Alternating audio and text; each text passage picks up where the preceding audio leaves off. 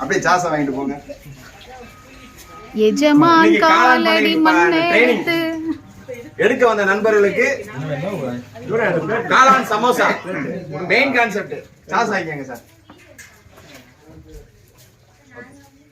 சாப்பிட்டு பார்த்து டேஸ்ட் சொல்லணும் சார். மெயினா காளான் சமோசா, காளான் சாஸ். ஆமா,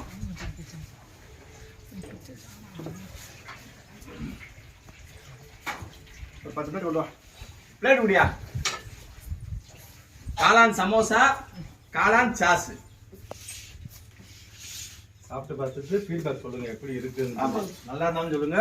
இத உங்க ஊர்களுக்கு, உங்க ஊர்ல இருக்கிற டீ கடை, ஹோட்டலு, பேக்கரி, தள்ளுவண்டி, பானிபூரி, பேல்பூரி தள்ளுவண்டிக்காரங்க, சினிமா தியேட்டர்ஸ், கேண்டீன், இவங்களுக்கு நீங்களும் டிஸ்ட்ரிபியூட்டர் எடுத்து சப்ளை பண்ணலாம். சரியா? நல்லா இருக்கா?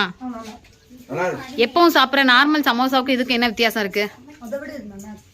அதான் டேஸ்ட் வைஸ் நல்லா இருக்கா? டிஃபரெண்ட் தெரியுதா சார்? சாஸ் நல்லா இருக்கு. அதுவும் மஷ்ரூம் சாஸ் தான்.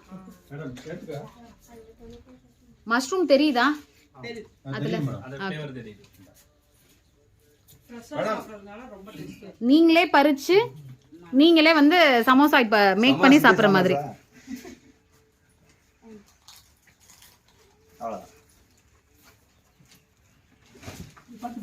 அவ்வளவுதான். உங்களுக்கு எனக்கு எத்தனை? ஏமா 7 வைப்பீங்களா? அவ்வளவுதான். ஓனர்னால ஒண்ணுதான். ஆமா சார். உங்களுக்கு வேலைக்காரனுக்கு 2.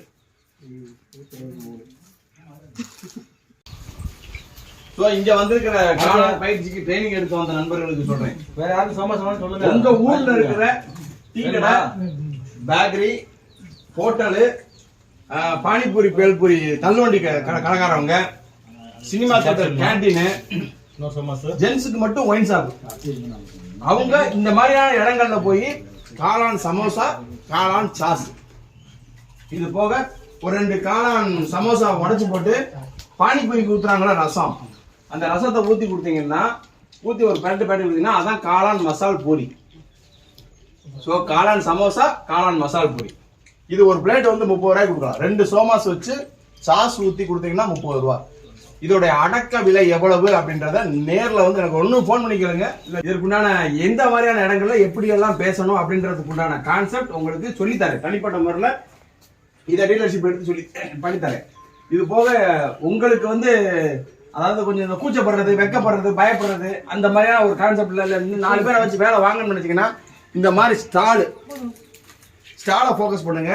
இந்த ஸ்டாலை வச்சு எங்க வேணாலும் நின்று நிப்பாடிக்கலாம். நின்றுட்டு நீங்க அங்க நின்று வியாபாரம் பண்ற, சேல்ஸ் பண்ற கான்செப்ட் ரெடி பண்ண. அப்படிதான் இந்த மேடம் பண்ணிக்கிட்டு இருக்காங்க. ஸோ பண்ணும்போது அவங்களுக்கு உண்டான லாபம், வரவு செலவு எல்லாமே சரிப்பட்ட முறையில் அவங்களுக்கு பண்ணிக்கிட்டு இருக்காங்க. ஸோ அதே இது உங்களால முடிஞ்சா இதையும் பண்ணுங்க. உங்க பண்ணையில இருந்து வர்ற காளான்களை எடுத்து இந்த மாதிரி வேல்யூ எடிஷனா கன்வெர்ட் பண்ணி இதையும் நீங்க இன்டைரக்டா வந்து காளான் சமோசா, காளான் மசால் பூரி அப்படின்ற ஒரு கான்செப்ட்லயும் பண்ணுங்க. ஒரு இதுக்கு இதுல வந்து பாதிக்கு பாதி லாபம் கிடைக்கும். மெயினான ஒரு கான்செப்ட் அதான். 5 ரூபாய்க்கு வாங்குறீங்கன்னா 10 ரூபாய்க்கு கொடுப்பீங்க.